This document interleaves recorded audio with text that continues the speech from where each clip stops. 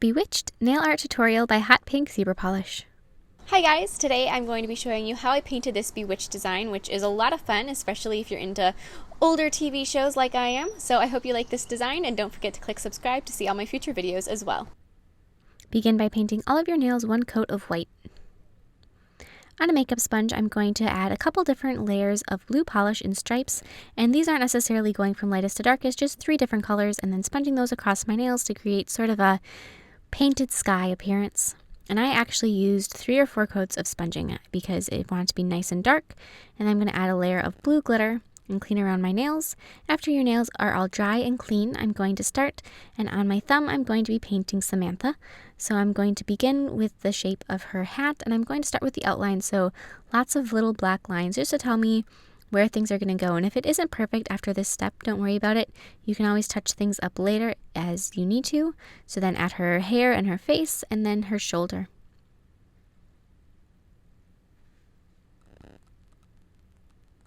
I'm going to fill in her shirt and her hat with black, as they are black and you might as well fill them in now. So I'm going to be filling in her face with a light peach color, and her ear as well, and her neck. And if any of your black lines get messed up, don't worry about it. You can always fix them later. And then I'm going to be filling in her hair with yellow. If your yellow isn't very opaque, different kinds of acrylic paint have different opacities. You may need to put a layer of white underneath your yellow just to make sure that it shows up and doesn't turn kind of green from the blue underneath. And then add red on the stripe of her hat. And now I'm going to be adding the details of her face, like her eyes and her nose.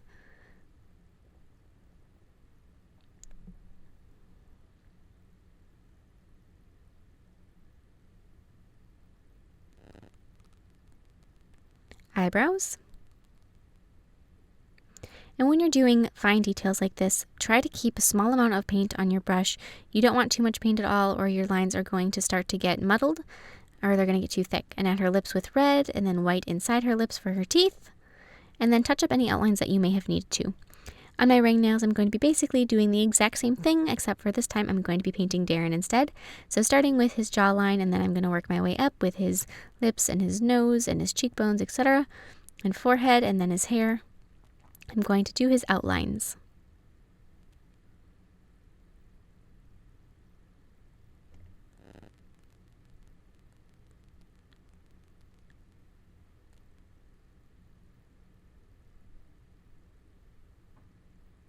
And on Samantha, I did not do any of her facial outlines right away in the beginning. And truthfully, I don't know why I did them for Darrin. As you can see, I painted in his nose and his eyes and all kinds of different lines in there. Normally, I would not do that. And so I guess I'm just switching things up. I don't really know. But then I also did the details of his neck and his shirt. It makes it a little bit more difficult when you go to start filling in like I am now if you're trying to avoid all of those lines you painted, and you end up having to redo them anyway.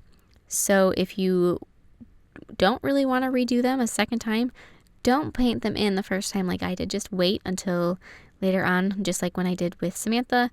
Don't do them now. I wouldn't really recommend it. Sometimes and sometimes when you're in zone and all of a sudden you realize you did something, it's like, hey, why would I do that? And you don't know. That's what happened. Yeah. So fill in his face and his neck with tan or light peach color.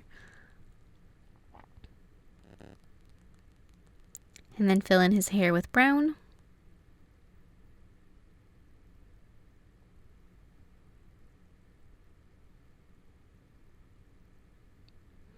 Add his eyes with white. And at this point, this is where I would have normally done all of those details that I neglected to paint in the beginning. And then add his pupils with black.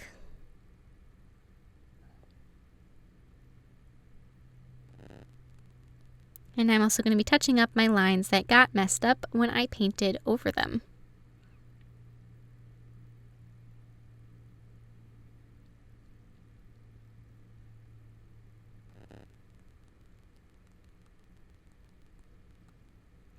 On my index nail with white paint, I'm going to be painting the beginning of the Bewitched word.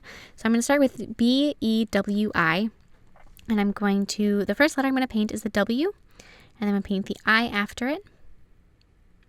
Then the E before it. And you want the W to definitely be off center so that you have enough room for the E and the B.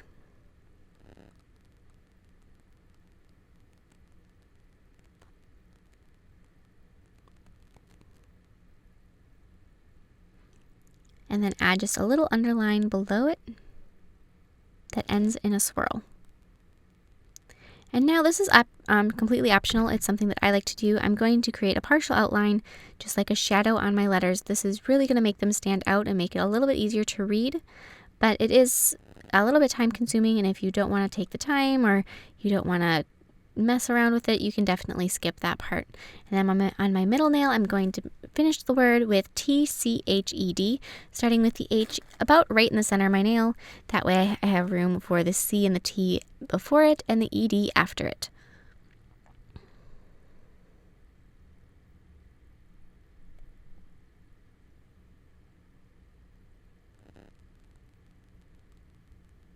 Try to space everything out so that you have room for all of your letters, but you don't have extra room either, so that it looks like it's comfortable, but it's also snug at the same time. And then continue the underline, and like I did on the other nail, I'm going to add the outline with black.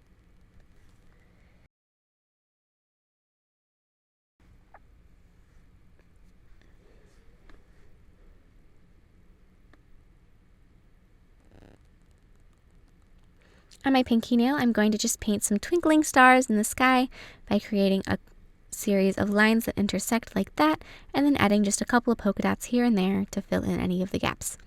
And of course, add a layer of top coat.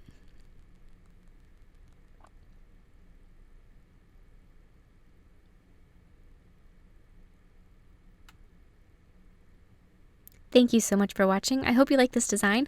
Please share any recreations with me on Facebook, Twitter, and Instagram. I would absolutely love to see them, and I will see you in my next video. Bye!